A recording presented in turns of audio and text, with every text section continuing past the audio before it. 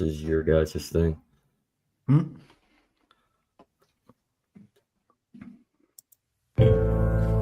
The first tap of a conductor's wand. The first rivet in a mile-high tower. The master link at the genesis of a never-ending chain. The moment a single empty canvas meets a singular master stroke.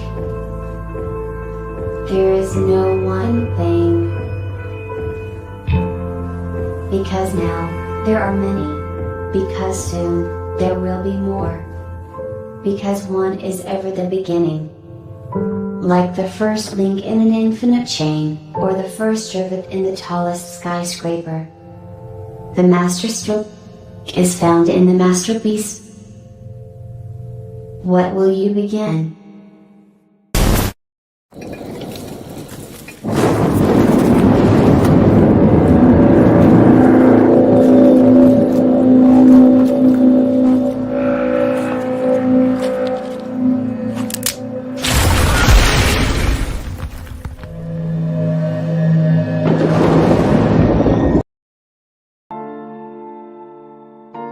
But why, some say, the moon? Why choose this as our goal? And they may well ask, why climb the highest mountain? Why, 35 years ago, fly the Atlantic? We choose to go to the moon. We choose to go to the moon in this decade and do the other thing. Not because they are easy, but because they are hard.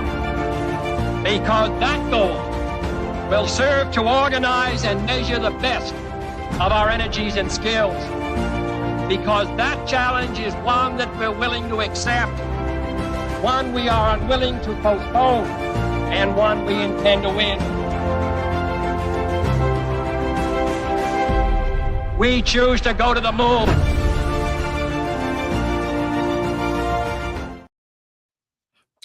Welcome, everybody. This is the World Blockchain Roundtable.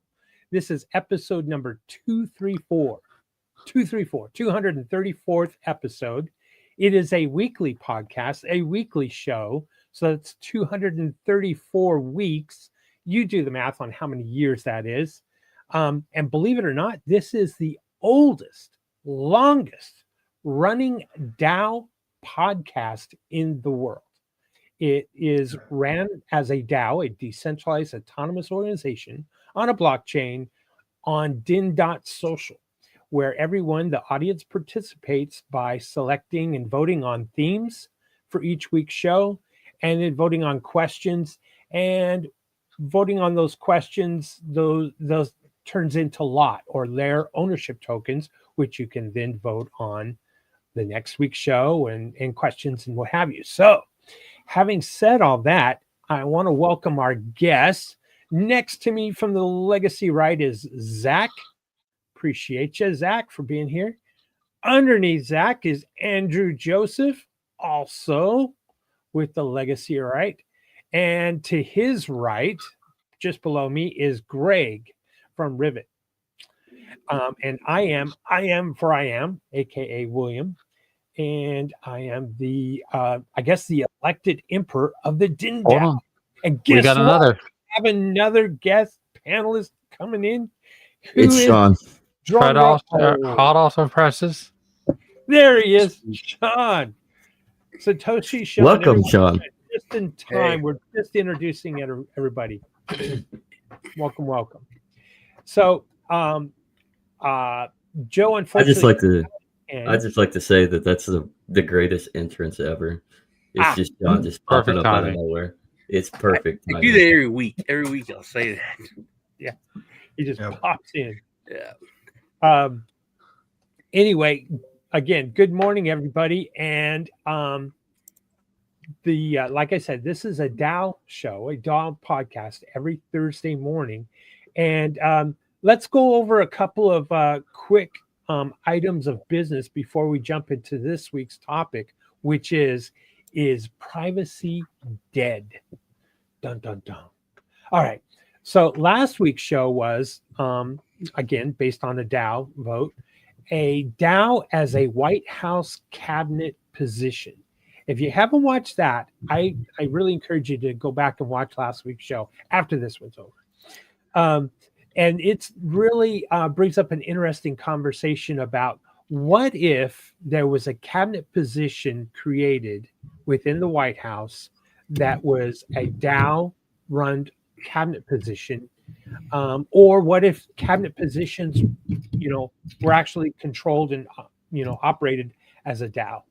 So last week's show generated 80 lot, and each topic contributor last week received 33 lot.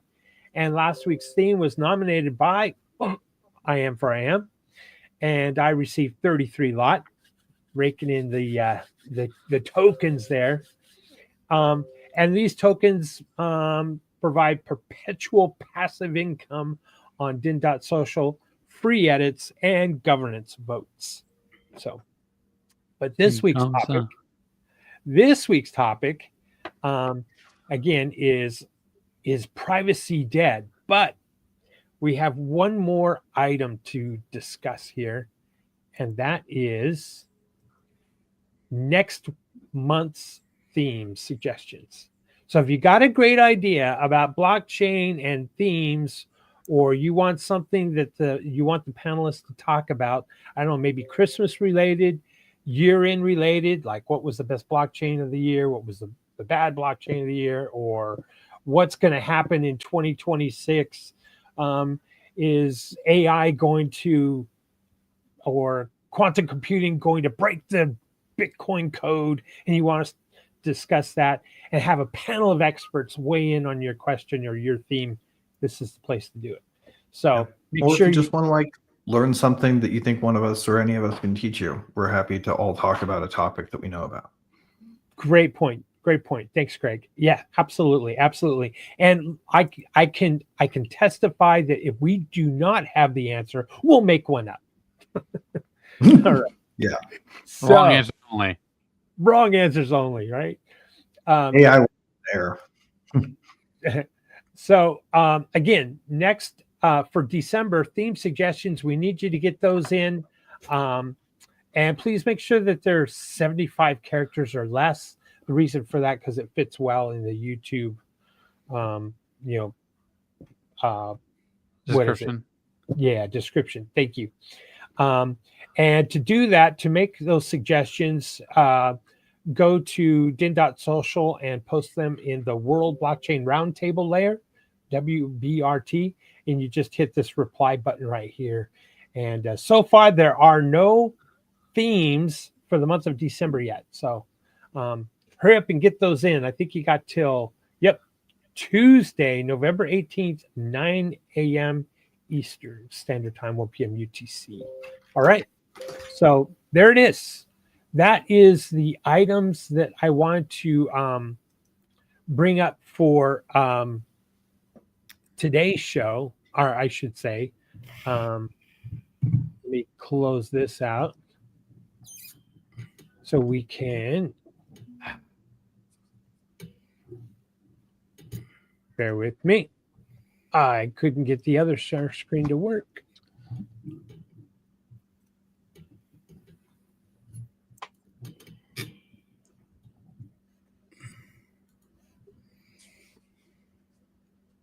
It is technical difficulties. Dead air. Gotta love it. All right. Is there anything that bright, intelligent young men would like to talk about before we jump into Is Privacy Dead? And later, by the way, everybody, we'll be talking about current events after the 1 hour mark. So maybe we should have a working definition of privacy before we jump in. Right? Because what is privacy is a really basic question that people don't have the courage to ask, because it sounds like one you should know the answer to, like what is freedom, Yeah. I would define it as curtains on a window, a door in a bathroom, a door to a bedroom. No. Fair enough. No, go ahead. Go ahead. Greg, jump in on that. Well, I would just say that there's a lot of ways you can define it. One of my favorites is Timothy C. May's original definition from the Cypherpunk Manifesto, or the Crypto Anarchist Manifesto, rather. Privacy is the right to selectively reveal oneself to the world, right? So it's not so much a door or a lock or a particular form of obfuscation, though those may give you privacy in some cases. Right. Privacy is the thing that's protected by those things in a particular context. Right. Oh, that's good. And that you select what you want others to see. Right. Whatever gives you that right is what is what the system and the infrastructure must protect if we were to have privacy, to my mind. Anyway. And digitally, invasion of your privacy is what? There's a lot of ways to invade privacy. Sure. Google Ad services. Yeah. I was thinking doxing somebody. That's a good example. Like you can invade my privacy right now by taking a close-up screenshot of my background, trying to decipher this text and getting a sense of where maybe I am in the country based on what time period that was sold and where it was shipped from and frequently shipped to. You could get into it with publicly available information and probably figure out what town I grew up in. There's a guy who's on like YouTube or TikTok, right? Like people can challenge him to be like, where am I? Given this one video clip. Yeah, you can step away if you find him. The middle of a wheat field. You grew up in the middle. You will not divide us. But for me, that's not an invasion of privacy because I selectively revealed myself to the world long ago with respect to this, right? Everyone knows where I was born. Listen, I'm going to dox myself too. I was born in a cornfield. Because it's all corn and soybean around here. Well, if we're all doxing ourselves, I was born under the old oak tree. If you find out where that song comes from, you'll enjoy it. No, you weren't. You were born in a cemetery. I can dox myself and say, crappy city. I was literally born on a gurney in the hallway in a hospital because I guess I wanted to pop out into the world faster than they could get my mom into the birthing room. That is funny fact. That is very weird because I was a week born on the day that the doctor gave my mom the day, my due date. Mm-hmm. And I've always joked that was the last time I was on time for anything. When I was born. To be fair. Right. To be fair, so John, so we all selected how much to say there, right? Yeah. To go off of that privacy on everybody's part. Yeah. Go ahead. To go off of that, Sean. While you were given the date and you were on time, my mom was given the date and I was not on time. My kids were all late, and they were twins, and they were huge, so it was weird. My actual birth time was, I shit you not, 4:20 in the afternoon. Oh wow, wow, that's funny. Dang. I was at some time in the afternoon too, but I don't know what time. I was at 4:35. I was a little bit beyond 4:20. Grant, that was when it was marked, right? So that's not exactly when it happened. You were there with enough time for the doctor to be filling out the form when they checked their watch at that moment. But I was there for enough time for the doctor to be finishing his joint. Oh my gosh. Well, so now that we've kind of defined privacy, I'm going to hit the refresh button. So if you had a chance to get your questions in, that was your moment, your opportunity. So episode 234 is Privacy Dead shall commence. And the first question we have, oh my gosh, look at that. Brilliant. Kind of ends the cartoon, doesn't it? No more chase. It's really what would have happened like every episode if they were being honest. There'd always be a new Jerry. Yeah. Here you go. If nation states weaponized CBDCs with programmable spending controls, can decentralized privacy tech outrun the ban hammer? In other words, are we just building cat and mouse tools until the mouse loses? meaning our privacy loses and the government or the state wins. So the government or the state is the cat. And so what do you think? I'm going to open a can of worms on this. So, all right, you go, Sean. Go for it. Okay, so I think CBDCs are set up to be like one of the final nails in the privacy coffin for them to take total control. They can turn off your money. The thing is, I think this is the T-tax. I think this is what makes Americans become Americans again. States and governments have done terrible things, but when they took the truckers' money, that's when the world said, "What the hell?" and it stopped. You know what I mean? I think they're gonna do it, and when they do it, it will be their end. When they try to put the final nail in the coffin of privacy and take total control, is when everyone stands up and says, "No, that's not going to happen." Interesting. And nobody says that. Everyone says, "Oh, they're going to take total control. They're going to do it." But I think that's the point where people have nothing to lose. They, everyone sees the writing on the wall. It's because it's right there in front of them. But they literally take their face and bash their face into the wall, and like, here's the writing. They kind of force them to see it. I'll go ahead and go next and weigh in on this question. And I'm going to give you just a little bit of pushback, Sean. I agree with just about everything you said, except that I believe that CBDCs are already here. They're just in a different form. Yes, we use our debit card, and yes, we use our credit cards and what have you. But those, for various purchases, very few of us use cash anymore. As a matter of fact, I think to maintain some privacy, we need to start using cash, if not crypto. But the CBDCs are already here. They're just not at this point stopping you saying, I'm sorry.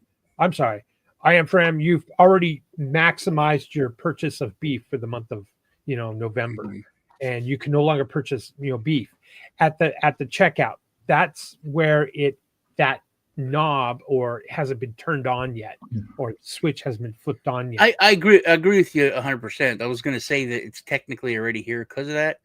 Yes. But when it comes to privacy, it's something like the Second Amendment to me. You can't give them an inch. Right. You remember when this all started? Well, I'll tell you when it started. When they stopped letting people buy Sudafed because of meth. Good point. It makes total sense. We don't John, you're absolutely right. People to make the meth, but Yeah. you got to say, hey, man, you can't start limiting what people can buy. Because the second you put the state in the channels of commerce and give them specific control over what you can buy and what you can't, then you have an incentive to build a mass surveillance engine that surveils your purchases and checks you can't against buy the that law. much beef. Like William said, you can't buy that much beef. We think you're a reseller. We think you're a prepper. It's just, you can't do it. Oh yeah, ever try to buy a pallet of beverages on sale from the grocery store?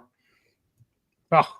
Yeah, I've done it actually. It's pretty funny. They were getting rid of Holiday Spice Pepsi after nobody wanted it, and they had like this whole pallet they were selling for 25 cents a whack right at payday. As I was walking out the produce department back in the day, just dated myself. Anyone wants to know exactly where I was, they can find out about Holiday Spice Pepsi online.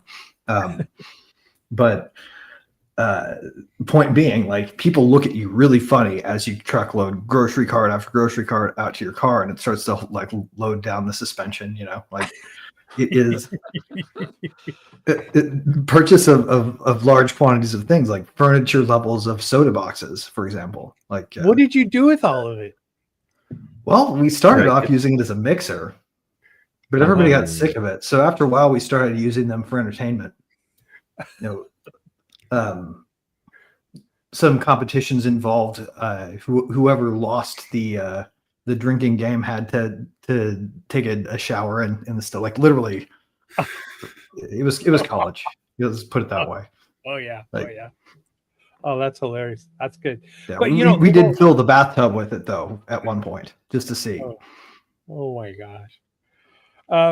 But seriously, I mean, can we fight the government when it slows down our ability to transact privately?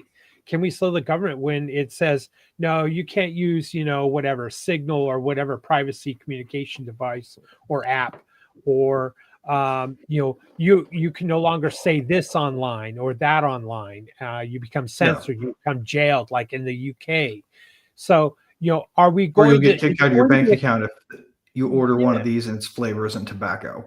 Yeah, and like Sean said, I happen to like pseudoephedrine or whatever it is, and you have to go behind the counter and present your ID. This is a great observation, Sean. But seriously, is it a cat and mouse game? And are we doomed to fail at that game because the government has so many guns and tools and cages and enforcers and idiots in government if you really step back, I mean, if you look at the world's military, the numbers are stupid. Like India's got like what 1.7 million in their military, something like that. They've got about 1.5 million. That's literally like 1% of their population. 2%. Yeah. So imagine that. It's just bodies. There's when people say the people have the power, it's such an understatement. Mm-hmm. It is. I mean, you could literally, if everybody just peed on the army, they would die. You don't need all at once. Yeah, probably. Yeah, it's such it's so lopsided. There'll be a lot of liquid, actually. Yeah, it's so. I don't want to go that deep into it, but yeah, I think that that would be it. That would be the thing to radicalize people. Mm-hmm. I remember like going and buying 2 boxes of Sudafed, and they're like, "Oh no, you can only buy 1 box." I'm like, "Yeah," and come back tomorrow. And they're like, well, and even then, because of the meth. Yeah, I'm like, I'm not making meth. What? And I have allergies. Yeah, they're like, oh, it's the policy even now because of the blah blah blah, and I was pissed. Like and to think about, because that was like 30 years ago, or right, 35 years ago. The level of just how indignant and angry I was, to where now they lock up charger cords and beef jerky, and it's like, oh, 5 times. I mean, don't forget about Tide Pods. All right, Andrew, what's your answer on this? Are we just in a cat and mouse fight to maintain our privacy? They move in waves. I mean, you can see there's what they're trying to do in Europe right now, right? There was a post on X either today or yesterday, was saying that they're going to start banning cash amounts greater than $10,000 or something like that. Mm-hmm. Mm-hmm. And it's a pressure test to see what. I just saw it today, I was just correcting. Yeah. But go on. But they do pressure tests to see what they can, who's going to throw a fit and make an issue out of things, and see how far they can push the buttons until they just go ahead and ran through it. What do you think, Andrew? I mean, Zach. Sorry. I mean, the world's set up to be a cat and mouse, so that's inevitable. You meaning between the populace and the government? Between populace, government, between companies and other companies, between individuals and other individuals. So we're always trying to strive to benefit each other while simultaneously trying to outwit each other. So when I look at this, CBDCs, they're inevitable. They're already relatively here. They've been here probably for the last at least 30 years, if not 20. In other capacity. And the only other, it depends on the cornering of whichever market that you're in. So in like a money market, it's inevitable, and I don't think you can truly decentralize and a certain privacy tech, because I think privacy is relatively dead unless you literally just go and start using cash or other means and staying local and administering your transactions in that way, which is very hard to do in our day and age. You have to outsource further than the locale in any shape or form. But that's the only way that you could fight on a monetary aspect. But it depends on the market, and it depends on what we're actually trying to decipher through certain texts, certain products, certain fields within our society. Yeah, it's kind of like the risk reward, right? Yeah. All right, Greg, finish us out here. right. Are we outrunning? Are we going to outrun the banhammer? Oh yeah, we're absolutely. So the way that this works is that the CBDC is an intervention that forces people to choose between their currency that they currently use as their base unit of thinking, the dollar, right? For example, if it happened in the United States, would be the CBDC, right? They'd call it the dollar. They wouldn't change the name. But it would run on this back end that would basically force people to choose between being free and using dollars. So what it would precipitate would be, people having under the shelf prices in Zcash, where people would just exchange the private currency, right? Directly without ever referencing back to dollars. It would force people to choose between their liberty and that particular currency, right? People with a lot of wealth wrapped up in it could still get it out. No doubt. Services will emerge, right? Right. Because anytime you have a prohibition against a market activity, what happens? A black market emerges, right? There will be a black market in getting yourself out of fiat and into assets that aren't controlled, and that will happen. And the people that will facilitate that are probably the people who are already there. And there are plenty of privacy chains and decentralized capabilities that are coming online to this day, right? That are going to make it possible for people to adopt those. And if the only catch is you have to stop using this Govy money, that they're probably going to hyperinflate anyway, right? Like, it's just going to accelerate the adoption of things. It's going to the more they try to bring the hammer down, the more people are going to start open source projects. Right. Yeah, it's kind of a risk reward thing. It's almost like a free market solution, and there is a market for privacy in a type. Right. It's the Grand Moff Tarkin theory of monetary freedom, right? The more you tighten your grip, empire, the more star system slip through your fingers, so to speak. Real quick, I know this isn't a question, but what would all of you, very kind of a lightning round answer, please? What would you say to the person that says, "Well, I don't care about privacy. I have nothing to hide"? Who wants to take that first? How would you answer that? Well, unlock your phone and hand it to me. Then is what I would say. Yeah, that's a good one. If it was a hot chick, I'd tell her to take her clothes off. Yeah, I'll give it back to you sometime eventually. Right? Yeah, go ahead. Take. Do you change? Do you change in front of an open window? Right.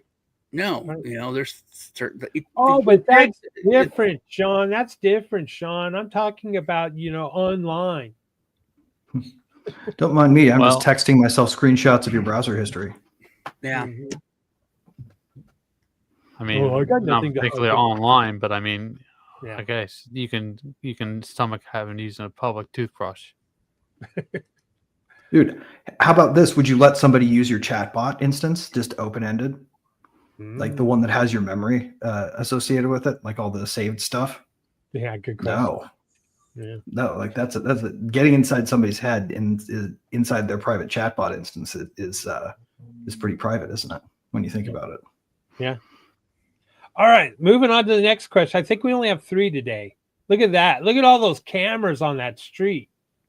Did you remember when that came out? I remember when that started like 40 years ago. What, cameras on the street? Yeah, all the cameras. It was started in Britain. And the whole thing was, I don't have anything to fear. It makes me feel safe. And now it's like the most unsafe place in the world. Yeah. But and like a lot of them aren't even hooked up because there's so Yeah, many. now they use it to defend the street violence offenders. Yeah, so but I remember when it happened, and we were just like, man, America's so different. We would never stand for that shit. And it's something I want to hit back on the other thing. Yeah, That's on the other question. It kind of goes with this. I think that 90% of people are somewhere between sheep and good people. They don't want to break. They don't want to be lawbreakers. So they go along with it. They'll go along with. But I think that with the CBDCs, that'll be the. I'm trying to say. I don't think people like to use black market or other systems that will be gray or illegal. right. I think they have to be Right, but if the choice is between baby formula or coupons for future baby formula that the government promises you'll be able to buy. No, then I think you Yeah. pick up a gun. That's my point. I think people make Well, things. with the money, you can legal. just ignore it, though. They What do you, make hold things on, I don't legal. understand your point, Sean. What do you mean? Then you I pick think up a people gun. are pushed to a certain point, to that point, and then they're like, "Now we will fight you." Not Oh. now we'll go to secondary. I think most people. Now a lot of people will go to the secondary systems and take, like you said, a risk for the reward. But I think the vast majority of people are pushed to a certain point. They break and then they change the system. Yeah. They don't create So, a parallel system. After that fight starts, change though, it. what's everybody using behind enemy lines, right? Behind state-controlled Yeah, areas. but I think there's a breaking point where it's like, nope, that's it. Now we're enemies. Yeah. Right, but once we're enemies, we're probably all using Zcash, like. Yeah. But All like, right, next question. it's a whole new thing. There's now, it's not a black market. You're part of the rebellion. Yeah. It's legal with where you're at. Yeah. Well, I mean, what is a rebellion but black market sovereignty? Mm-hmm. That's a good point. Well said. All right, question. Is privacy dead when you consider we live in a surveillance state? Who's first? Zach, you're first on this one. We got cameras everywhere, Zach. Not in Zach's house. Our privacy's dead.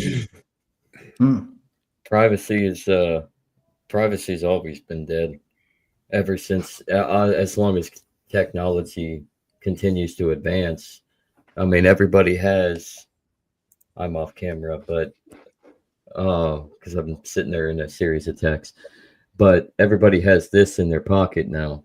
Mm-hmm. So as long as you have something like that in your pocket, this can be manipulated. This can be used for nefarious purposes. You can turn this off, and yet somebody can utilize this for a tool and turn it on even when it's off. So is privacy dead? I would argue that I wouldn't argue. I would agree. Privacy is dead in this world. The only way that you can get around it is if you literally just went off grid and stopped using technology. And I don't think either of us want to stop using technology.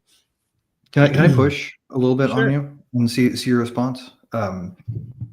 Suppose you are talking about actually being more private as opposed to having absolute anonymity as a base state that you can start from, right? Like I feel like if you take the requirement for anonymity as the point where everyone has absolute privacy and then can begin again to decide what to reveal, like, yeah, we don't have that.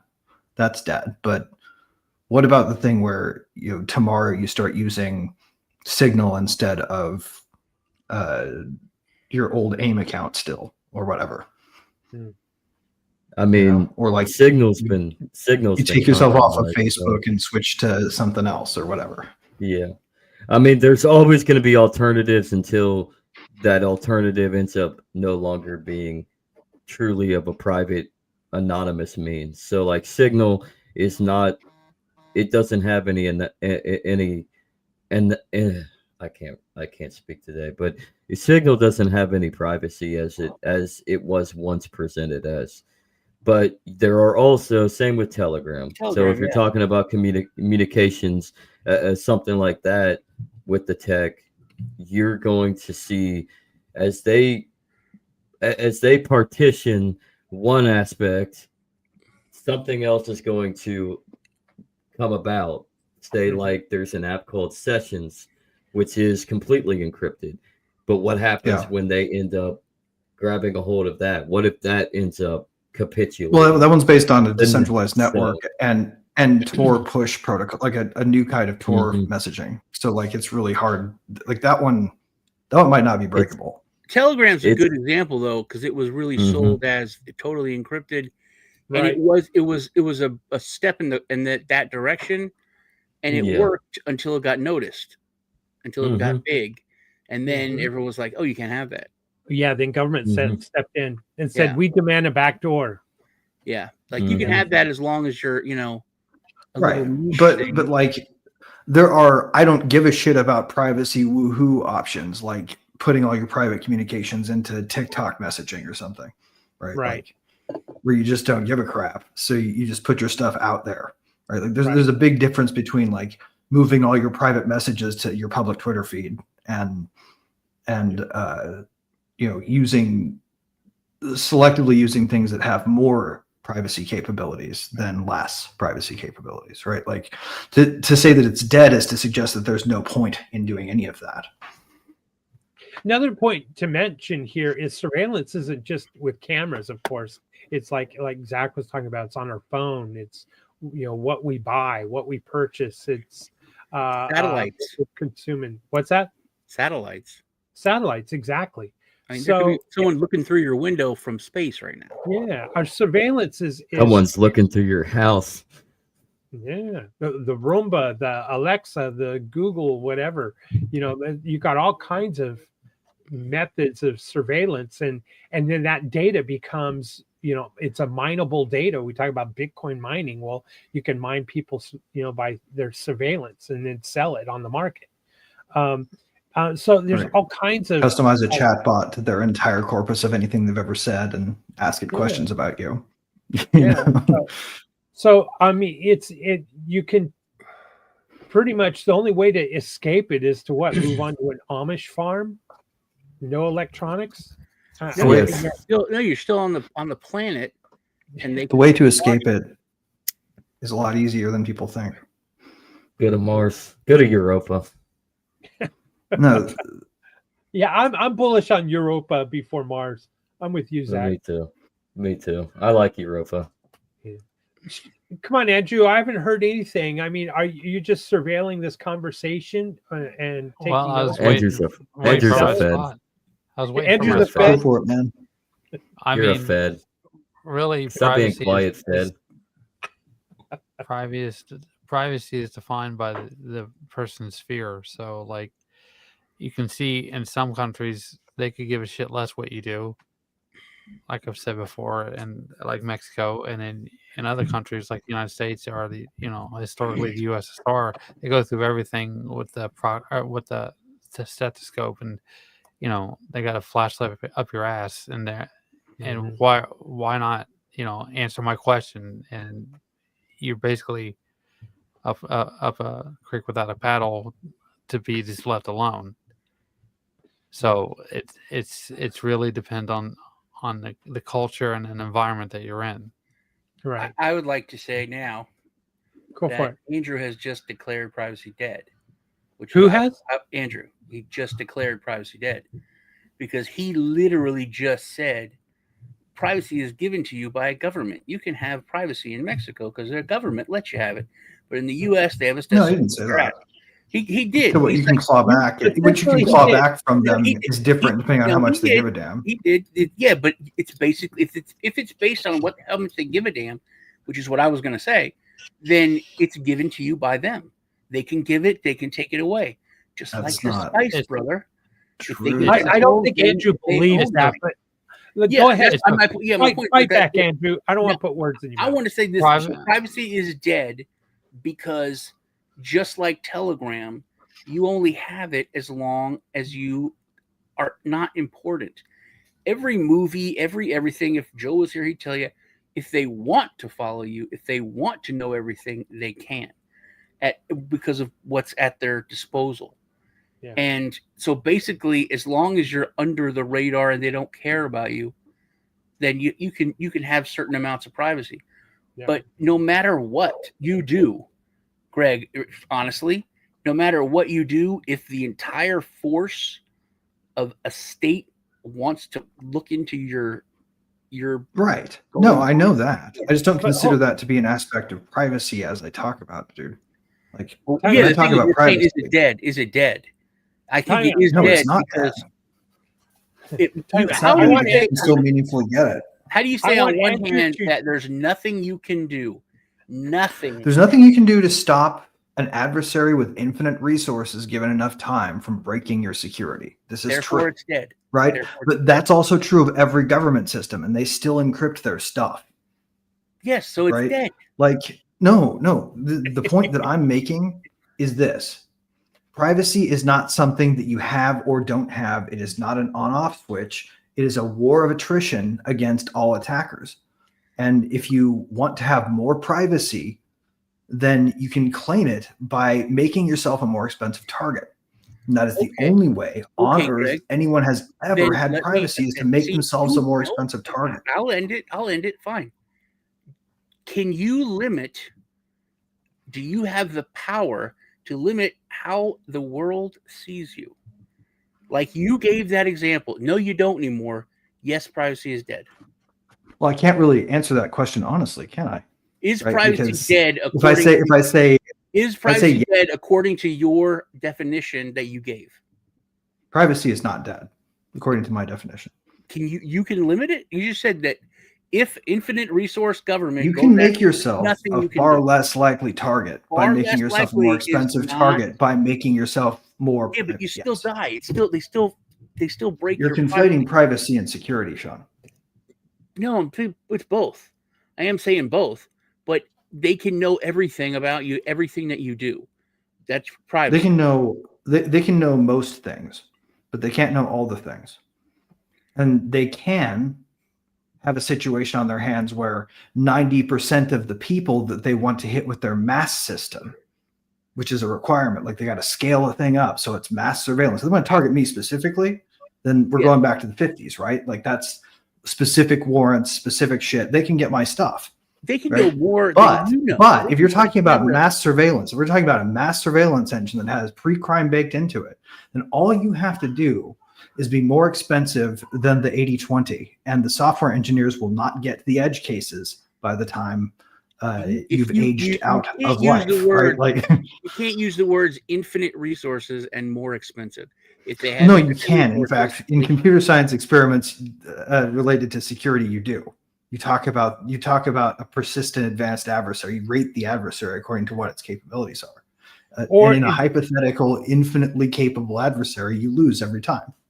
Another example is just the Bitcoin mining, 51% attack. Back, time out. I want to really go back to Andrew. Andrew's got it. He needs to either, change or extend his remarks. Andrew, is privacy dead when you gave the example of the U.S. and Mexico? Well, let me go ahead and kind of further define my point. Is privacy is a function of bias. And when I say Mexico, what I'm talking about is, you can see the party atmosphere.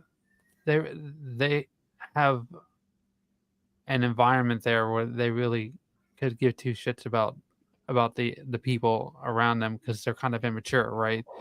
The drugs, the drinking, the partying, and then, like I said, you go to the USSR. As an example, you go to the United States, you go to Israel. There's an intense degree of fear, and that plays hand in hand. That's why you see these people going through, and there's always going through and invading people's privacy because they could care less. They want to make sure that there's no risk whatsoever. That's why the USSR failed. It's because they spent so much money and such a high degree of paranoia that they capitulated. So that's it. It really just depends on the person. There's another investigator. I mean, They found the harder they push, the more yeah, people disperse. their fear is about being detached. Right. So, and indifferent. Before we go on to the next question, I'm going to ask everyone to, you got something to drink, to raise a glass here? I like to propose a toast. Zach, are you on there? I'd like to propose a toast, and I hope you'll drink to Snowden for his courageous movement to show us what the state was doing and how it was surveilling us Americans. There you go. You should be doing Tulsi Gabbard's job right now instead of living in Russia in exile. Damn straight. All right, next question. Uh-oh, we got toilets in no stalls. Uh-oh. Question. If privacy is dead, should we remove the doors to bathroom stalls? If privacy is dead, should we also make all income tax filings public? If privacy is dead, should we allow CBDCs and let the government and the people see our balances? If privacy is dead, should we list our addresses, cell phone numbers, and everyone, including the politicians? That's a good. That's a good question. Also, because like now, it's commonplace to ask someone how much they make. It's like even if you go on a date, like you don't have to say it. It's not weird for the girl used to to be like, a how much money do you forbidden make? question. Yeah, it used to be like a very. I consider it rude, honestly. Yeah, it used to be like you wouldn't do it. It would be, but everybody considered it rude. This is crass. It's like a way of saying I don't make very much money, so I'm obsessed with it. And same with your coworkers. You didn't talk about your wages with your coworkers. Or ask a woman how much she weighed or what her age is or anything. It's not like all that stuff. Right. It's rude. Is their number. But the money thing, I would say money is at the top of that list that has become acceptable to ask. So I think that's kind of part of it. How much money do you make? We've been losing privacy on that front to where it's not as important. And maybe that goes, in hand with social media and other stuff and putting so much out there of your life. I mean, it's like telling your friends what you're eating for breakfast, for lunch, for dinner. Here's a picture of it. It's just, I mean, if you just said that was going to happen 30 years ago, it would be the weirdest thing to try to explain. I'm showing everyone I know and strangers my cereal or my eggs. It's a very odd thing to try to explain for money. I feel like it's the toddlerification of the world, right? Like everybody is like that when they're a toddler. Look at my bowl of cereal, Mom. It's the narcissistic tendency of society. It's like it really is. But it's approval seeking to a degree as well, right? Like it's a way of saying, "Hey, look at me. Am I great? Am I doing good?" It's a way of absolving oneself of insecurity without self-knowledge.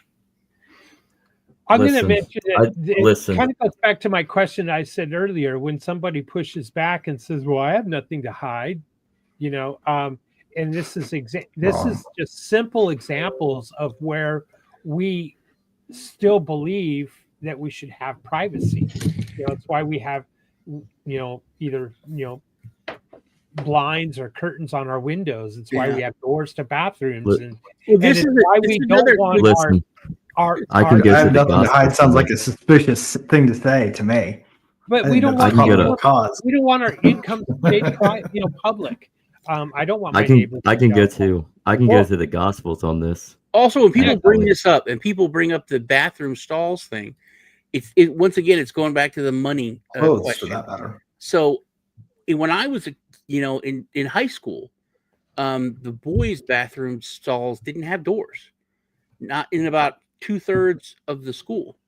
Mm-hmm. And one of them was this huge bathroom in a commons area where the door was kept open. So about 1/3 of the stalls, if you took a shit, everybody could watch you from the display stall. So to me, that was weird, because I can understand it in the locker room. I thought, okay, we're all, it's the locker room. but the rest of the school, and none of the female. No one's ever explained why that there's way. less propriety in the locker room to me. Yeah, but none of the female stalls in the entire school had no doors. So it was another thing of how there was something different, where it's just one of those things that's been kind of broken down over the years. But we didn't have stalls on a lot of the doors on a lot of the institutionalization is about petty invasions of privacy, isn't it? Yeah, being kind of drilled with them. Like that's what school's about. It's about making sure that you're acclimated to having people getting into your business. Right. Like I thought it was weird, but like if I told a girl, she would public say, schools. You don't have doors on your stalls? I'm like, no. Even at that time, how else can the administrators make sure nobody's doing drugs in there, right? They should be able to come through and check. I really do think, and I'm going to get a Mortal Technique on this one, because public schools really are like prisons. And when you don't amount to shit, prison becomes retirement. So they're getting you ready, because if you're not conforming to society, then you're going to wind up in prison in some capacity. Right. So I take that lyric to heart. As far as like privacy and going to the Gospels, and I'm going to emphasize this more so than to read it directly, but Jesus himself actually told his disciples to go pray in solitude, to shut the door, to pray to the Father in private, in secret, because that is the best way to pray, is when you are by yourself in solitude, in silence. It's between you and the Father. And so that is why privacy is the best, the simplest and best way to live your life. Right. And it's something else, like I think Greg had mentioned in the past, it's something too that you don't publicly speak of. Oh, well, I'm going to go over here and pray now. It's something it's you don't you're not trying. Well, the idea is if you pray in public and people perceive you as pious, you've had your rewards. Yeah. So why would God answer your prayer? Yeah, exactly. Exactly. But it goes back to like your income filings. You don't want them to be public. We don't want everyone to see in the world how much you make or how much you file or don't make or whatever. And the same goes with our addresses and our cell phones.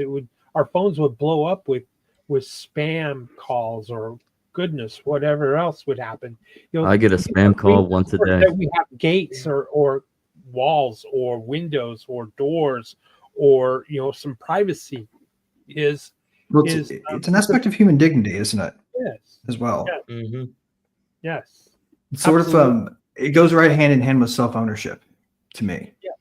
If you own yourself, then you have a sense of dignity, and if you have a sense of dignity, then you're entitled to some privacy from your fellows if they are respecting human dignity. Right. I think it's worse than that, Greg. I think that it's becoming, going along with what William said, it's becoming like something you have to earn. It's like nobody needs privacy. Well, what about you, Congressman? Well, I'm different. Privacy's luxury. It always has been. More important. I'm much better. Remember that was it Jasmine Crockett who said defund the police, but then she added like $150,000 to her security detail, or it was like $1 million.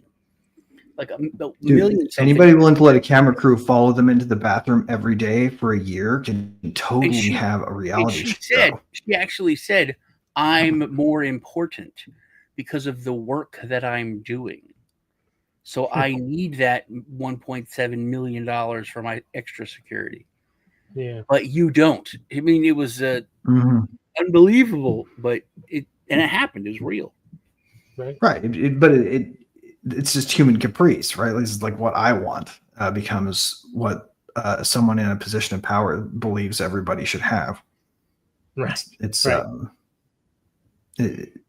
It does require a breach of privacy to implement, which is probably why power is so hostile to privacy. But it doesn't mean that it can be taken away just by building a mass surveillance engine, right? Like even within that milieu, there's still moves you can make to put yourself at the harder to target end of the spectrum. Yeah. All right. We have one more question. I thought that was the last one. We have one more question here. Here's a bunch of anons at the movie theater. Let's see what it says. Question. Are privacy coins that initialize in privacy mode, like Monero and Xano, are libertarian sanctuaries? Or are they unaccountable havens that undermine the social contract of transparent money? And I'm going to add to that question. I'd like the panel to answer as well, because the difference of, say, something like Litecoin or Bitcoin Cash that gives you the option of transparent, or excuse me, of either transparency or private transaction. So like Zcash. Yeah. So here you go. Are these, are these libertarian sanctuaries, and are they going to end? Who would like to start with that first? I think that to call them sanctuaries is just, once again, shows how it's dead.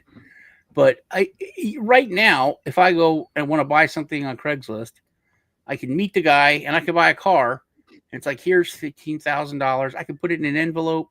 I can shake his hand and pass it off.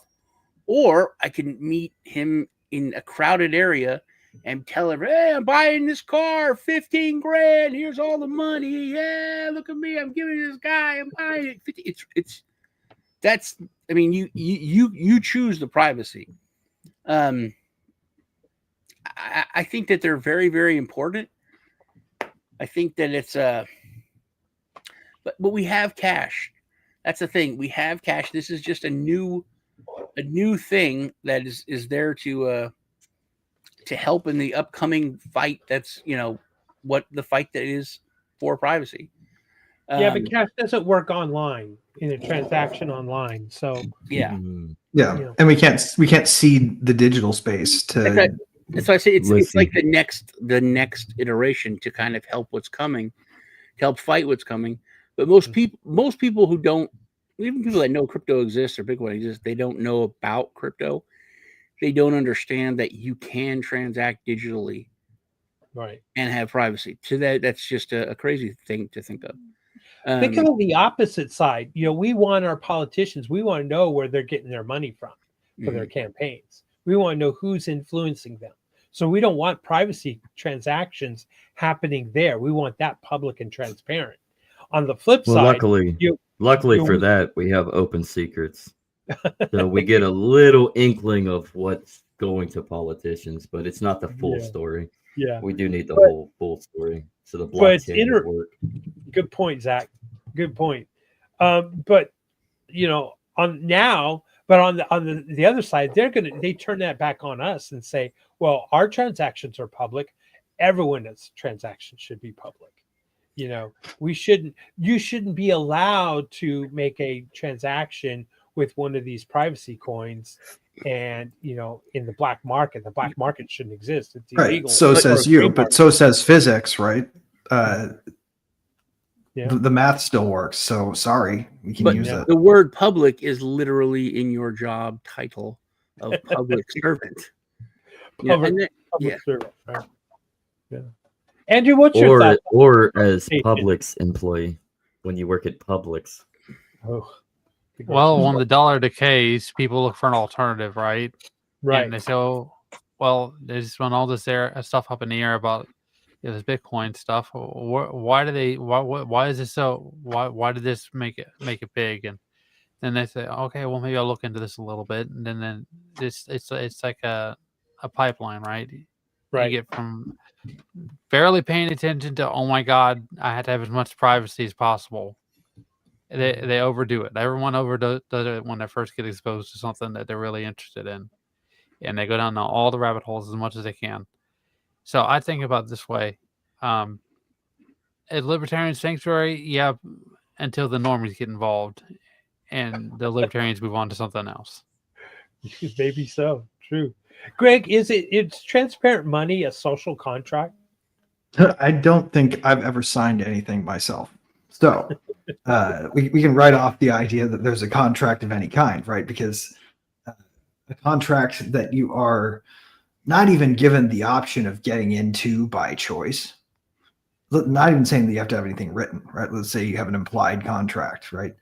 how was this implied contract imposed upon me? Oh, I was born into a society where I grew up where it was an unquestioned assumption that we use this. That's Right. not consent to a contract. Even in, like, if you challenged that implicit contract in court, they'd look at it and go, this person didn't change their behavior to get some advantage. They just lived their lives like they normally would. And so this is not an implied contract. It's like saying that because this person mows the lawn every third Tuesday and you observe that from across the street, right? That you can show up every third Tuesday and mow their lawn and then get paid without asking them. But that's not a contract. So no contract. So are they unaccountable? Yes, sort of. But they're also not unaccountable, right? What they are is a barricade against visibility. Mm-hmm. And what goes on in them can be legitimate or illegitimate or not, but we can't know. And that's the point. And we have the right to transact in private. Just like handing cash to somebody, we have that right. I believe it's a human right. I don't need a. No, I don't think that initializing in privacy mode coins are necessarily the only kind that you can have. Mm-hmm. I think that there's a valuable place for things like Zcash, where arguably the plausible deniability of the option of compliance for people allows you to get away with having a system that has a transparency mode that never gets used but once in a blue moon. Like if you're running for public office and you want to make a point of showing your Zcash holdings, right? But I don't think the ones that have an optional privacy mode are necessarily dangerous in the sense that you could meaningfully hold a gun to anyone and force them to use the transparency mode. I think governments are going to step in and say, no more Litecoin or no more Bitcoin Cash, especially in Europe. It'll happen there first because they have the option for privacy. And this, the point I'm making here is exactly what we were talking in the pre-show, Greg. You were talking about a gentleman that got locked up, is serving 5 years for creating a Keon Rodriguez. Yes. Good. Tell the audience briefly that story and how he was been wronged by our justice system.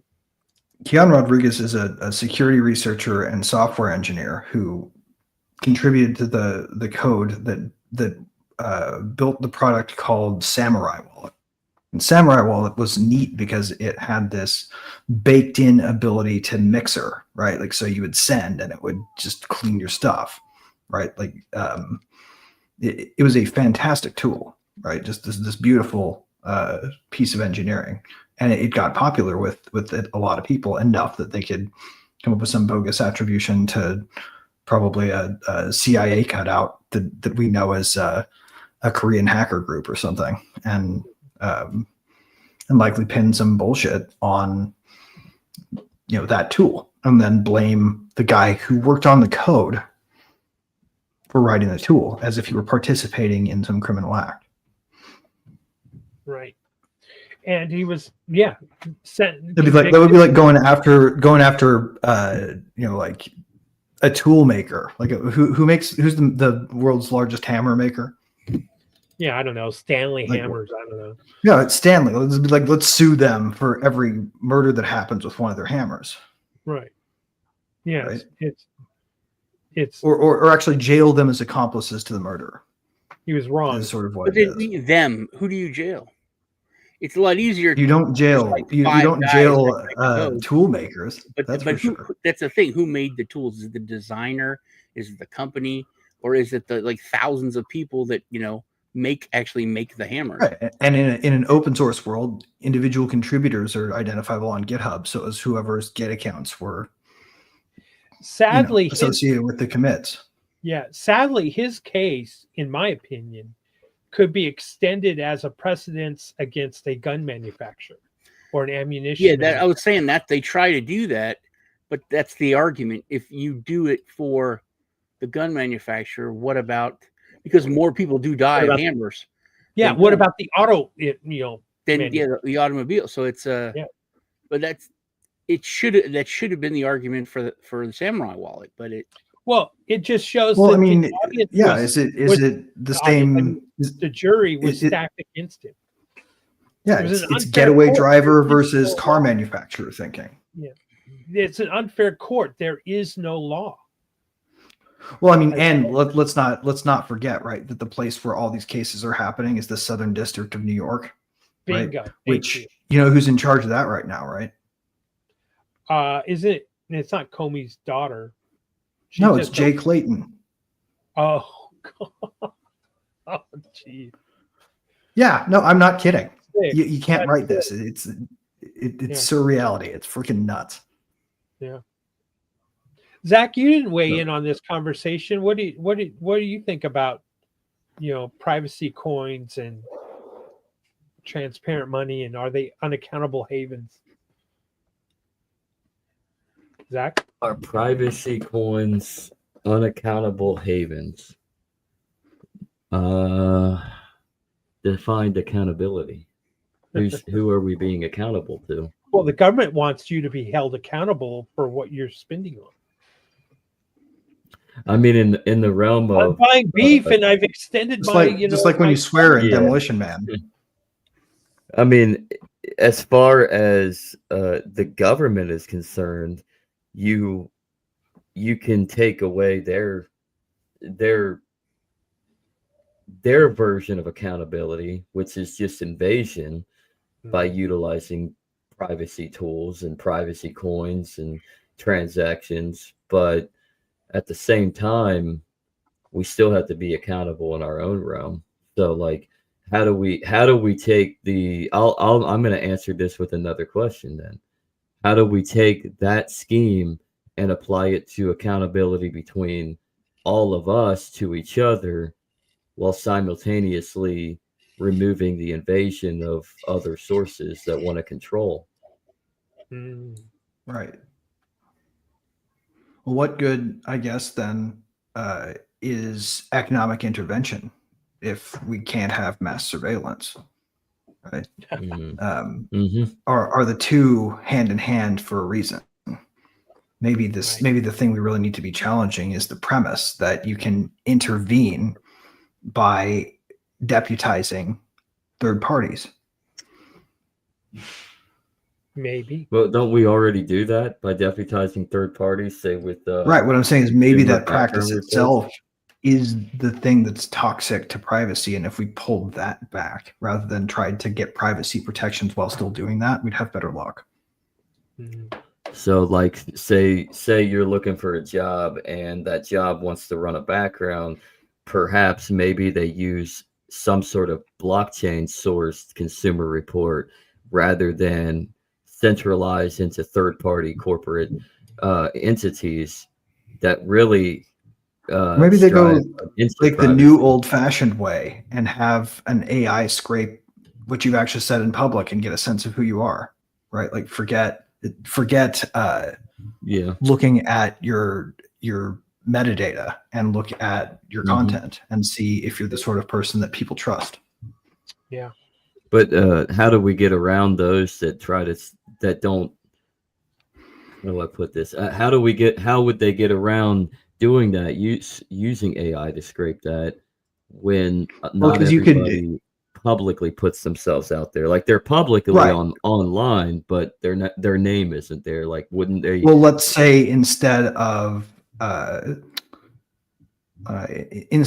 looking at past performance within third-party business relationships, they looked at reference type information. Like, would your friends lend money to you? Would be a survey question they might ask of a friend as they're looking to see if they have credit. And the only thing you'd have to know about that is like who you've connected with in a way that like followed back, right? Like they could count those people as your friends.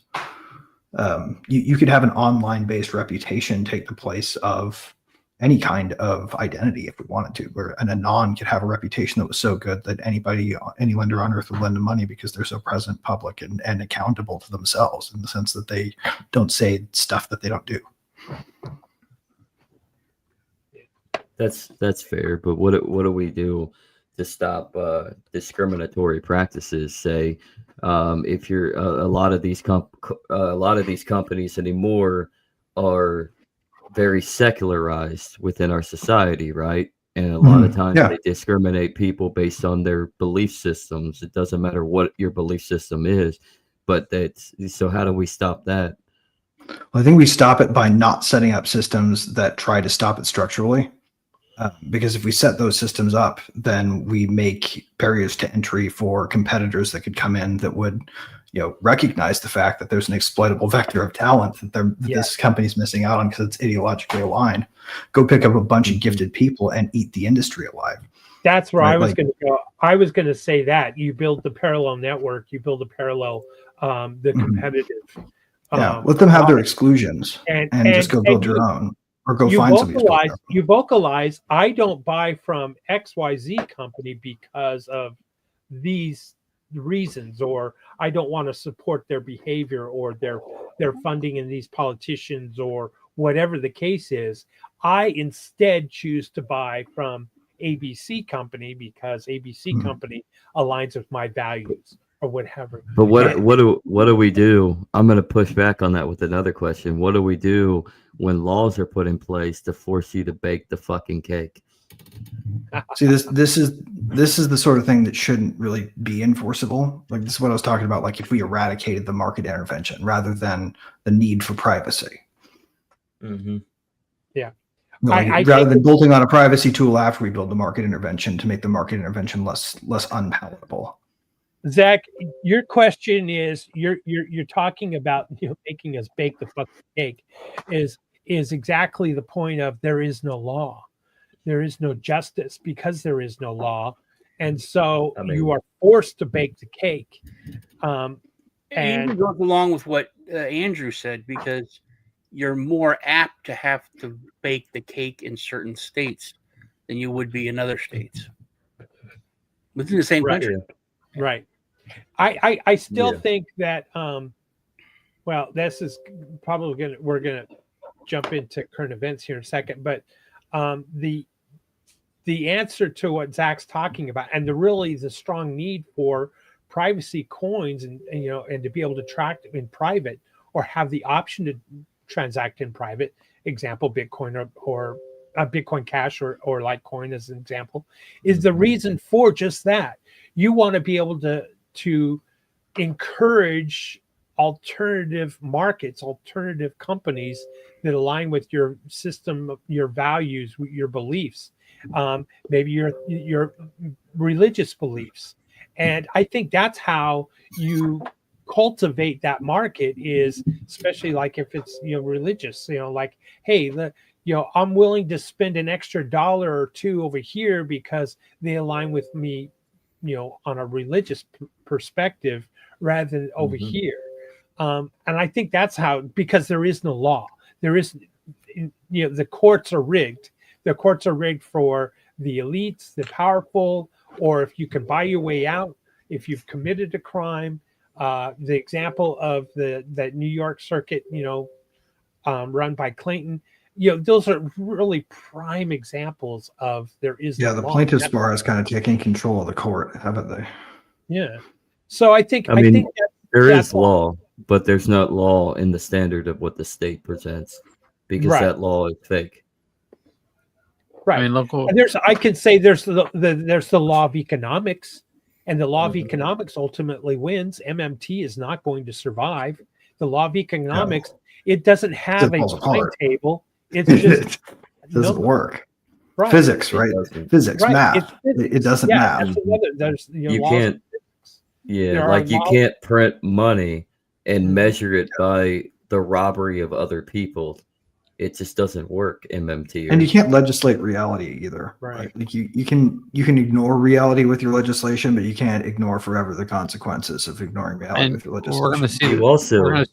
We're going to see this work out with Donald Trump, and he's picking and choosing winners and losers with the economy, right? Look at the thing with Intel. Yeah, we're already seeing that. Yeah. Good point. It was like 17th century, basically economic mathematicians that proved that tariffs are a bad idea. Like, Yeah. It's not going to end well in the long run. Not because of what's happening now, but because of how other countries are ultimately going to react to them.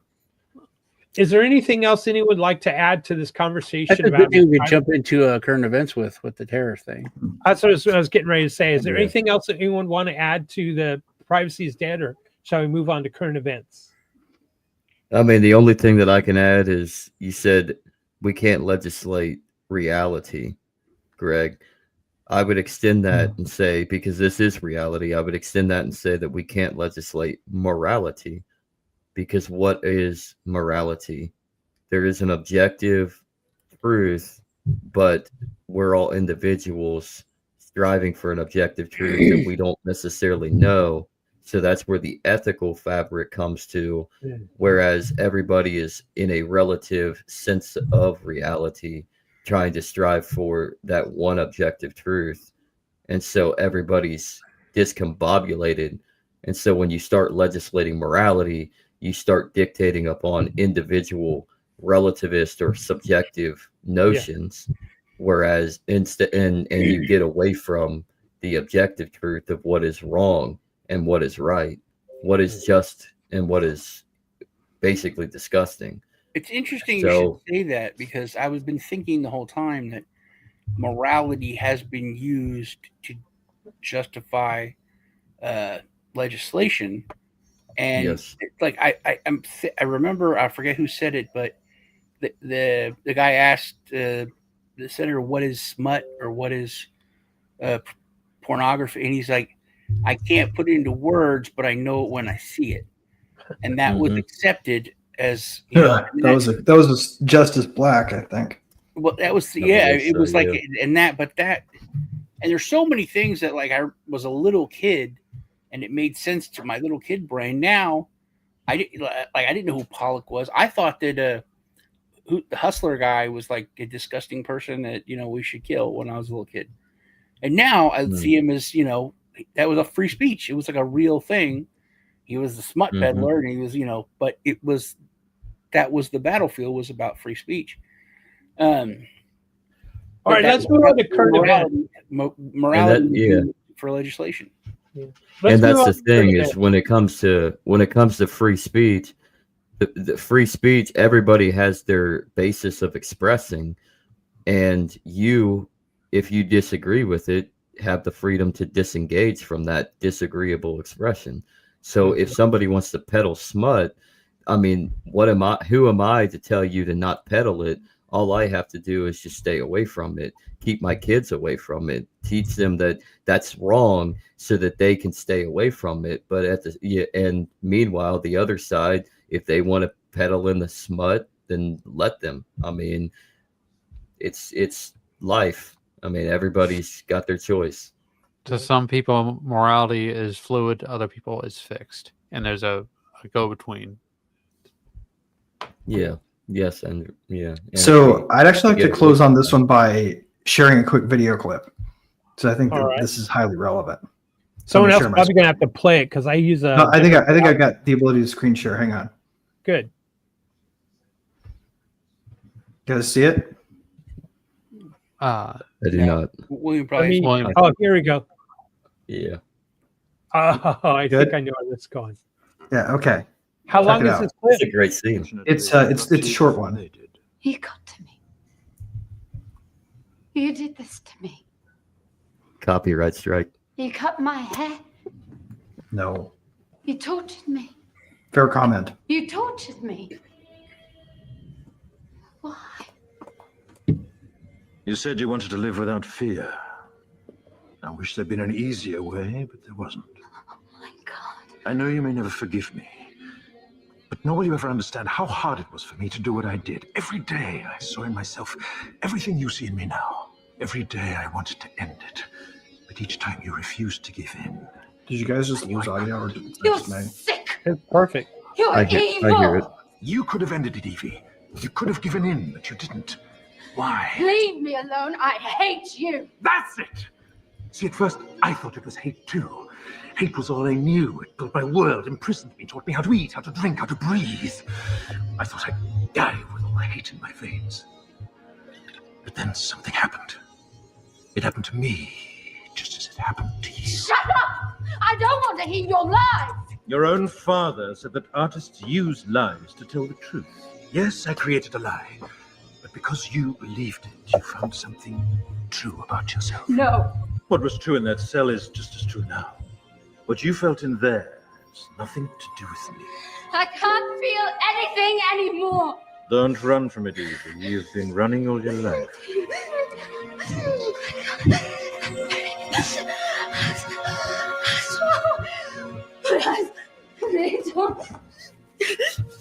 Listen to me, Evie. This may be the most important moment of your life. Commit to it. They took your parents from you. They took your brother from you. They put you in a cell and took everything they could take, except your life. And you believed that was all there was, didn't you? The only thing you had left was your life, but it wasn't, was it? Please. You found something else. In that cell, you found something that mattered more to you in life. Because when they threatened to kill you unless you gave them what they wanted, you told them you'd rather die. You faced your death, Evie. You were calm. You still tried to. You faced your death. You faced your death. He has to reboot. He'll be right back. No problem. Yeah, the 5th of November. Shall we never forget, right? Always remember the 5th of November. The death he's talking about that you're facing is your ego death.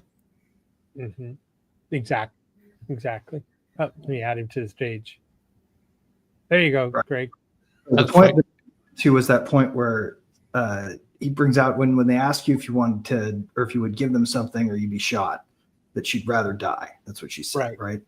That they talk about it in the cut where they tell the story of the actress that got killed, right?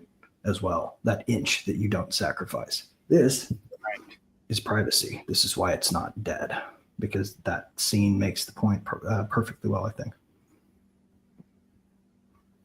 I agree. Is So I just definitely one want of to say my that favorite because that's movies. how I think about it when I think about it.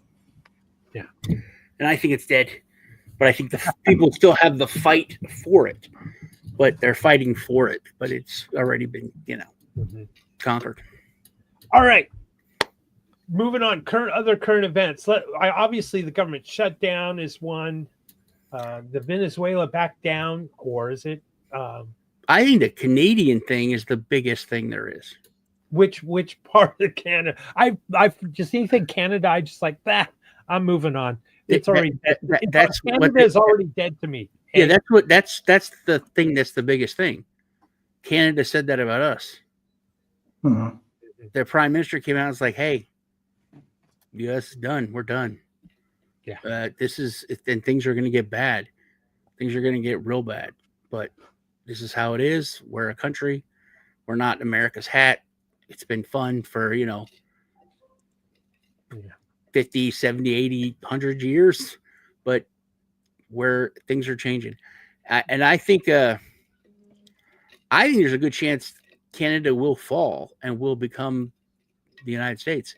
Or I have a crazy conspiracy nut thing that I think might happen. But I'm not sure. Did Canada ever really stop sliding into totalitarianism after COVID, or did they just sort of keep doing it? No, just kept doing it. Really stop it? Trudeau's replacement is just as bad, if not worse. Mm-hmm. And look at UK. UK is dead and done and cooked. Yeah. Oh, the UK is a totalitarian regime now. Any country that's part of the EU is dead and done and cooked. Okay. No, the West is getting eaten by totalitarianism. The UK. I'll tell you my crazy conspiracy. All right, I'll hear it. I love to hear it. Tell me what you think.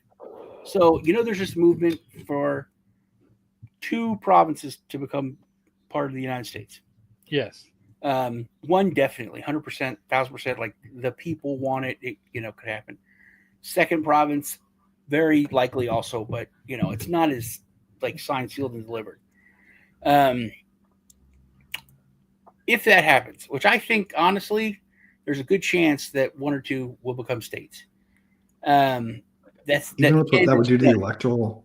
Canada's done. They can't exist because the states that want to move are the money making states, the blue collar states, where all the that everybody else sucks off of. The only way they could survive is to jump 1,000% into a welfare state of the crown.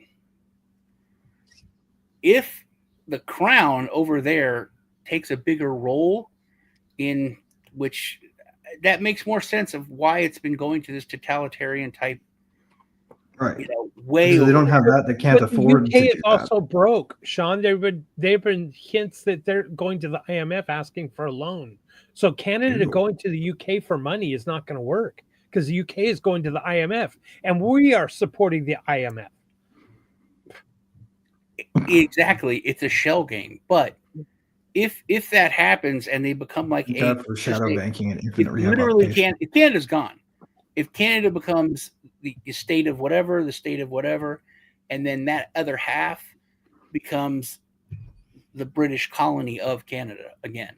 I mean, it's like not, they don't have 1 foot in, 1 foot out. It's 1,000% part of Britain. They start flying the flag. I think that's the only way it could survive. Well, they've already moved some royals over there, haven't they? I would suggest, and I would caution anyone that's watching this from Alberta, don't join the U.S. Become your own nation state. You have resources that the U.S. will exploit, will take from you. You are used to being cuddled with your health insurance, and our health insurance is so broken and upside down and horrible because of the expense that you even better. Consider becoming a federation of city-states instead. Even better. Yeah, or I'm actually starting or a territory, but you're better off if you are a small, wealthy, oil-rich country of your own. I'm actually talking to deaf ears. You're telling a dog that's been getting beat 10 times a day, don't go over there where you only get beat once a day. They're going to be like, yeah, you're send crazy. A special message to the Taliban, right? Because it's Trudeaunistan now.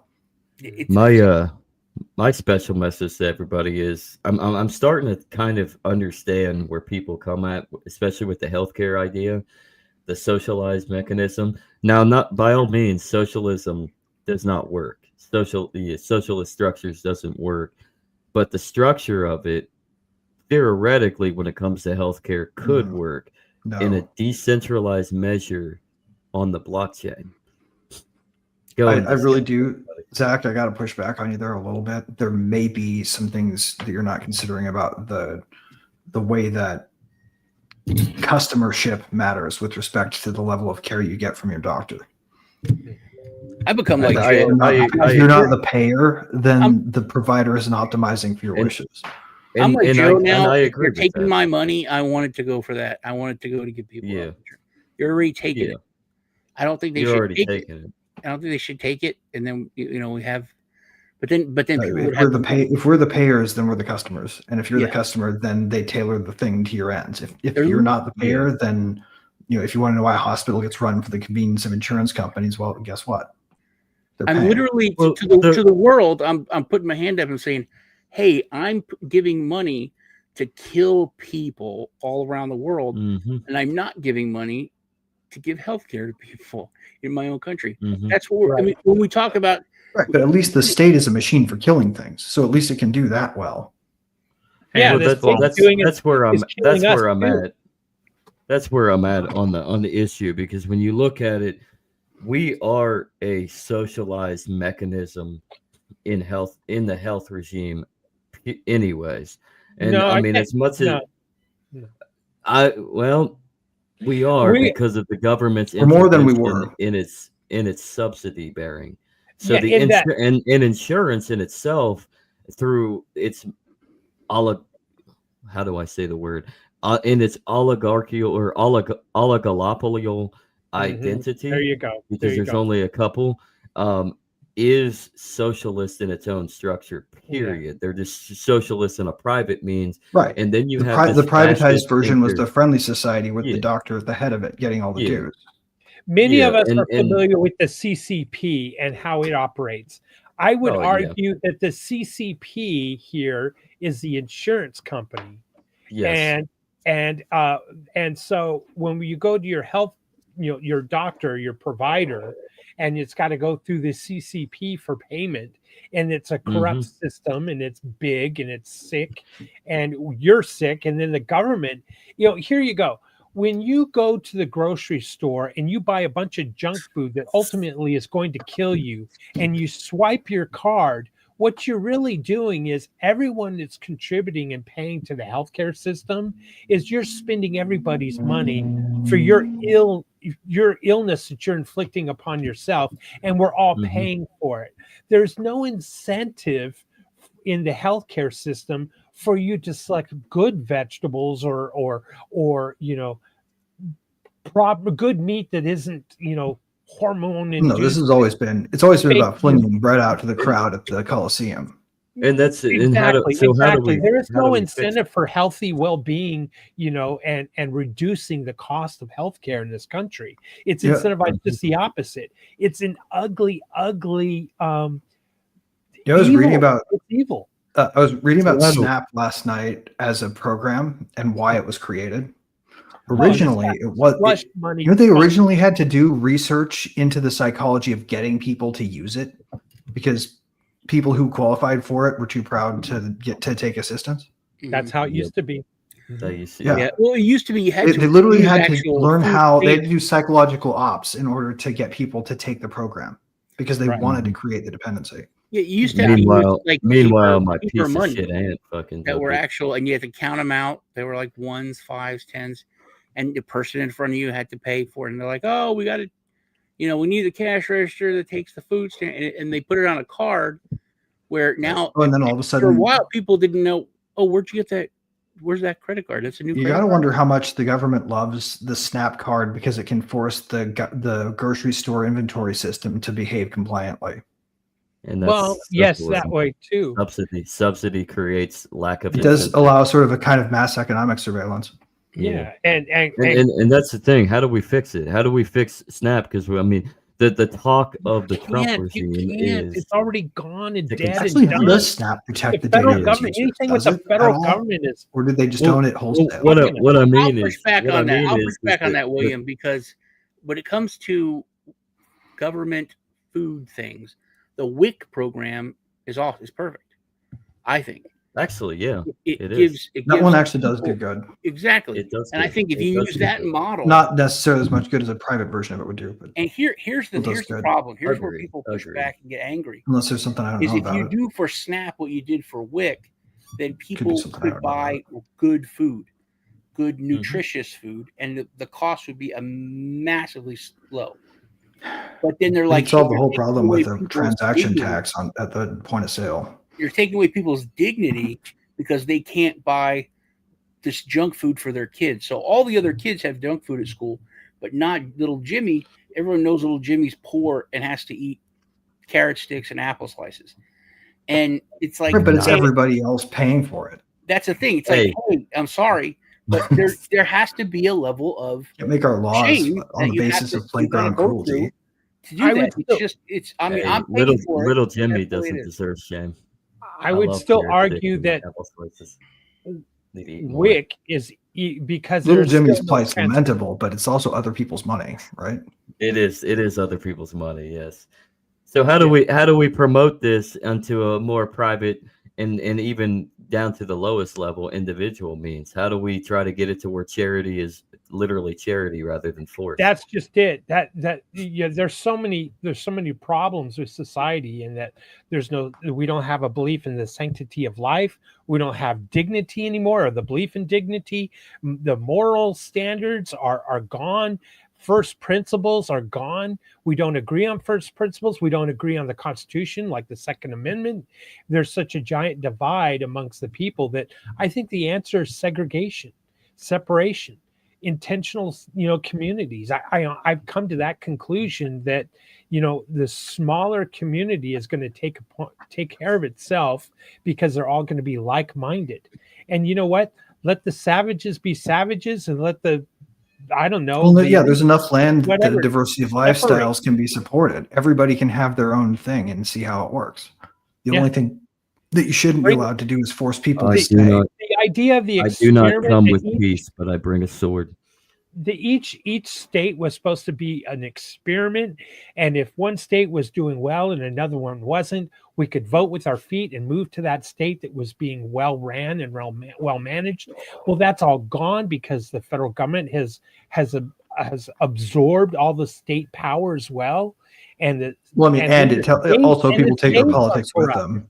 The state capitals are so ugly and corrupt. We think the federal government is corrupt. Well, the state governments are just as corrupt, and it is still hidden. So anyway, going back real quick, what about this? The government is now turned back on. Boy, when I turned on the lights this morning and I turned on my coffee, I could just feel it in the air that. Yeah, I know that you could feel it was so governmenty. I think it's a really good way to show how polarized and stupid the polarization is. They're probably not actually. I have friends that were literally, all of this is the Republicans' fault. Too close to Thanksgiving. They're probably just taking it off. The Republicans are the one who shut this down. The Republicans could turn this around. And they couldn't. They had to have a 60 vote. But it's the Republicans, the Democrats just want to get the government working. The Democrats want to turn it on. And those same people now are saying the Democrats caved. They gave in. I'm like, you wanted the government turned back on. Like 2 days ago, you said that they were the ones trying to turn it on. Now it's on. Not to be political, but literally you were saying that. And now that it's turned back on, you're mad at the Democrats that did it? Listen, it's all propaganda, okay? The real question everyone needs to know is, are the chemtrails back in the sky? Yes. They never stopped paying the bondholders, so I think we're okay. Now you know the solution. As a matter of fact. And besides, there's all this new slush money. Oh, you probably can't see it, but there it is. Yeah. There it is. There's your chemtrail. I had a family member send that to me, and that's smoke, by the way, from but next to it is that chemtrail. I don't know if you can see it. Nice. Yeah, I can see it. They're back on. They're back on, buddy. There you go. It's not a Republican. It's not a Democrat. It's chemtrails. It's always been chemtrails. When I turned on my coffee pot and I looked to the sky, it says, we got chemtrails. It's an indicator of hallucination. Thank you, government. Thank you. By the way, talking about chemtrails, probably the foremost expert, an engineer who lives in California, was on Tucker Carlson this past week. And wow, did he low down the facts and the 411 on chemtrails and weather manipulation. I highly recommend the audience listen. Well, it's been around forever, weather manipulation. Yes, it has. He goes through the whole history. And weather modification, and how even in Vietnam, the UN spoke up and said, hey, no more of this stuff, in warfare. And then we never stopped. They said it was. Then we said, okay, and we handed it off to a cutout that was doing research into climate change. Yeah, and see, that's the whole SNAP. There's so much slush money that was in the SNAP program, and there's slush money in the WIC program. Even though maybe the WIC, these all have good intentions, but we don't hold the money truthfully accountable. It's not transparent. Intentions don't actually deliver results, though. The problem is and there's contracts. There's contracts. Oh, I'm going to buy this baby formula, and if you buy this baby formula, I'll give you a kickback. But with WIC, you can actually use WIC at farmers markets, local farmers markets, to buy local produce. You can only buy milk, cheese, beans, peanut butter. It's just for nutrition. So it's good. It's actually a good program. It's a much better It model. has, well, I mean, it's one of the few programs we have that actually had a measurable positive public health impact when they implemented, where you can see in the numbers that childhood nutrition got better. Yeah, and because you can't sell it, you can't. It's you have to use it to buy formula for your kid. You can't buy chips for your kid. You can't not buy it. You can't, it's a much better. If you're taking my money, I think that's how you should use it. Right. Well, I mean, the obnoxious thing is you don't get to decide how your money gets used, really, because mostly what our money is getting used for is to pay the national credit card. We're paying the monthly payment, and then they're just borrowing against the Fed, printing more money, created out of nothing. Public treasuries, like the whole machine. That's what they buy stuff with. That they show us that they're buying with our money. If it was your money, what we're doing is paying the credit card payment. Yeah. If it was your money, then you would be able to look on your dollar bill and see certification, gold certification or whatever for the bank that you have your values deposited in. Instead, it says Federal Reserve note. It's not your money. Can I give a shout out? Yeah. Can I give a shout out real quick? Our friend here on the show who's been on several times, Aaron Day, was again on the Michael Ferris podcast, which is Coffee and a Mic. Michael Ferris. Cool. And he was on with the Professor Dave Collum last night. If you can, if you can see that, and he was they were talking about AI and the bubble and technocracy and the technocrats that are in charge, and how things have rapidly changed with the Trump's executive orders and what went through the the big beautiful bill and the ID and the CBDCs as well as the stable coins. Anyway, it's 25 minutes and Aaron laid it all out. And Professor Dave Collum is one of my favorites, and that I like. Anywhere he speaks, I like to listen. Yep. And there's also a really great article on it out in, I forget exactly which magazine, but if you look for stable coins, central banking, it goes into depth about how a lot of the once upon a time just stablecoin companies have now turned into these like very central bank like entities. Yes, in terms of structure. And the other idea that goes with the stable coins is trying to get the stable coins in the hands of all these third world countries to use those as on an app on their phones, to use the dollar rather than their home currencies.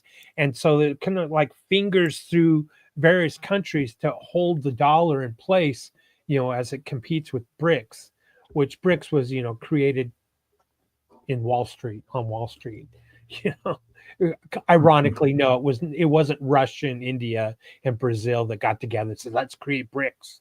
It was actually created in Wall Street and taken over there.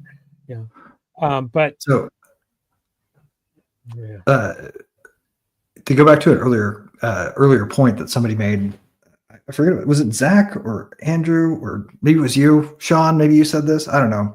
Somebody mentioned how you could drown everybody in the pee that would flow if everybody just took a piss all at once on somebody. That was Sean. That was Sean. Yeah. So I took the liberty of having ChatGPT figure out exactly how much liquid that would be. And I want to play this real fast. Yes, this is an amusing number. Let's do it cleanly. Take world population 8.1 billion people. Average pee per event 350 milliliters, 0.35 Ls. Multiply 8.1 times 10 to 9 times 0.35, approx 2.835 times 10 to 9 liters. So a global perfectly synchronized piss would yield about 2.8 billion liters of urine. Translate that into more intuitive absurdities. 2.8 kilometers. No, careful. 1 kilometer equals 10 12 liters. So 2.8 times 10 seemingly equals 0.0028 kilometers per kilos of pee. A tiny cube of urine about 140 meters on a side, because 1 for EU 2.744 times 10.6 equals 2.744 Doesn't know how to times say 10 numbers very close well. enough. Let's do some more fun units. Olympic swimming pools. One Olympic pool, 2.5 million liters. 2.8 times 10 to 9, 2.5 times 10 to 6, 1,134. About 1,100 plus Olympic swimming pools full of human pee. Supertank is a large crude carrier, 2 million barrels. One barrel for 159 L, 2,000, No, ask it. 318,000 L. 2.8 times 10 per 9, 3.18 times. I'll just tell you guys the outcomes rather than the outcome, please. No, So no, about you should 9 ask fully it. loaded oil super tankers of urine. Or No, ask it for at those Niagara those Falls, 9. about 20 minutes of flow, but just pee. No, you should ask it So you're for right, you those could drown 9 just about super anybody tank. with it. So with those 9 super tankers, you should ask it how long would it take for it to sterilize to the point where you can drink it without poisoning yourself? How long would it take for it to become drinkable? Yes. Oh no, thank you. Because you can drink your own pee. You can drink other. I'm not sure if I people's want pee, that in too. my chat history. Probably not. But I mean, if you're in a survival situation, a survival situation, you can drink your own piss. You know, it's a very Did you interesting guys hear thing about that, I actually? recently learned that this is like a God thing, but you know, if we eat, I'll be right back, gentlemen. If we're cannibalistic and we eat ourselves or eat humans, it messes you up. Every single species. That's how mad cow disease started. That they got beef in the feed. So I didn't know this. My son worked at Chipotle, ingesting the brain. He said that because a bunch of people got what's the disease if you eat poop on the lettuce? Oh, what is it called? I'm not sure. I'll have to look that up. What is I'm it? scared. If you eat, is it a well, there's lots of them. Is the problem? No, it's the bad one that kills you. And like Chipotle, Jack in the Box got it. Yeah, you're thinking of staphylococcus. There's like a staph infection or no. It's or botulism. I mean, there's also E. coli, E. coli, and salmonella. that's it. E. coli, yeah, E. coli. Because I know. So Chipotle gotten some shit for E. coli. Yeah, if you eat lettuce with human, but I thought the antibiotic resistant staph was the worst, though. You get E. coli. It probably. But if you eat your own shit, you cannot get E. coli. Because it's your poop. I thought that was You super interesting. just can't get any more calories than you got the first time. So I thought it was really. I thought that was human design was kind of crazy. That if you eat someone's poop, you can die. Let's see. And if you eat your own, you don't die. Yeah. What's the other one where if you don't? What's the other one if you're not very hygienic and like say you wipe your ass after you're taking a shit and touch a doorknob, somebody else goes in and touches it and they get sick? What do they call? This is why the door of the bathroom is the filthiest part.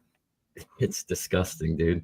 I walked in the last time. I'll tell you straight up. Like the last time I walked into a public restroom at Walmart, I walked in. I needed to take a leak, and I took a leak. I walked over. I washed my hands no matter what. And I saw this dude, and this dude was. You should wash your hands before you take a piss in that place. You should. Yeah, I agree.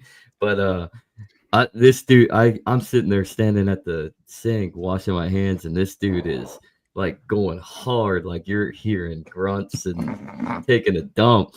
Next thing you know, I'm finishing up, drying my hands. He walks out, flushes the toilet, walks out, walks straight out the door, touches it, touches the door. Yeah, I used to work. I'm like, what? I used to work at Domino's, and you had to wash your hands before you went back to work. And I would get like yeast infections. Like I went to the doctor. I'm like, why you get this is weird?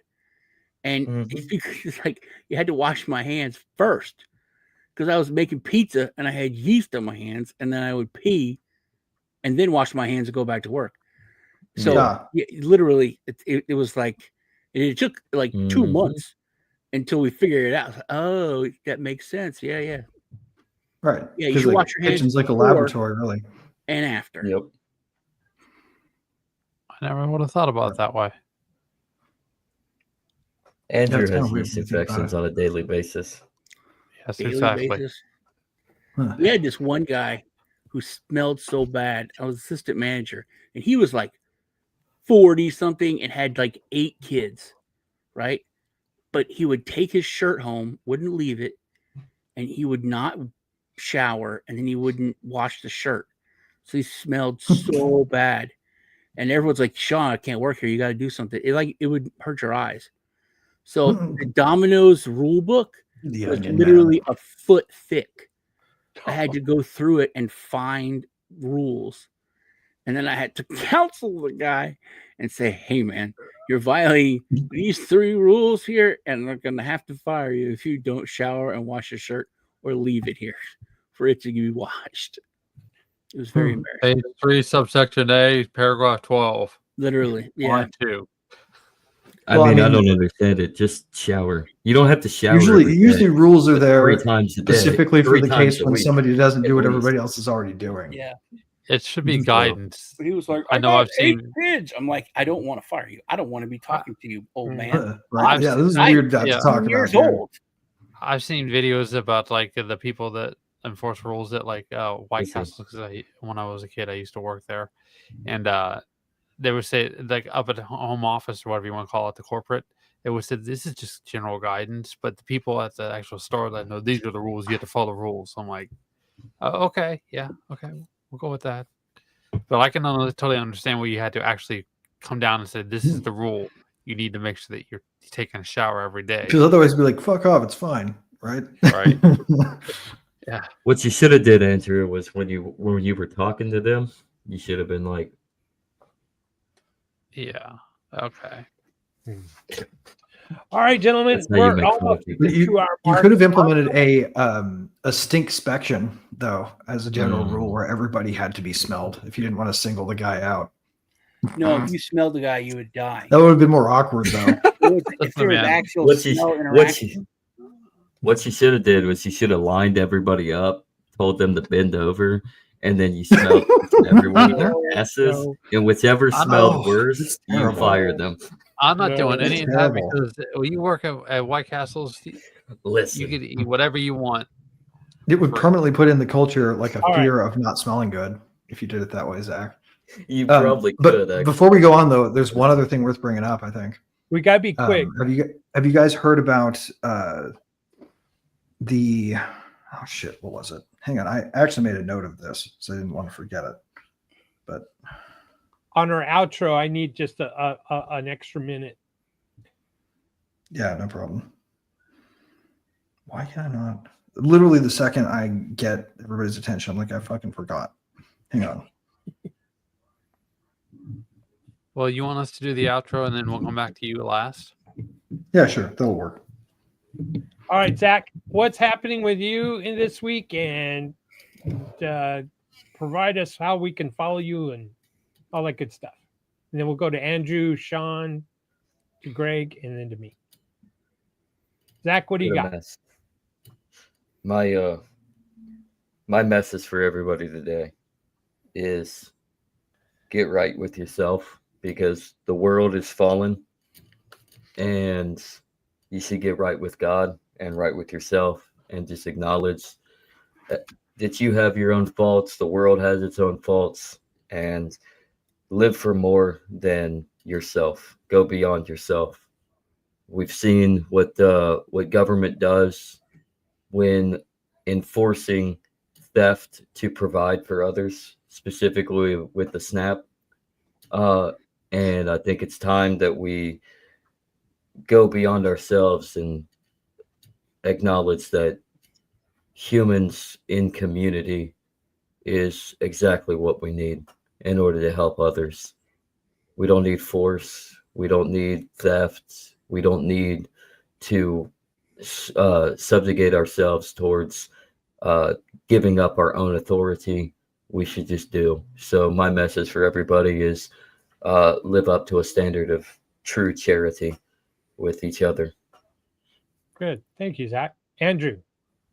I have oikophobia. I have a prejudice against my own family. I'm here to experience the world outside of it. No, I'm just kidding.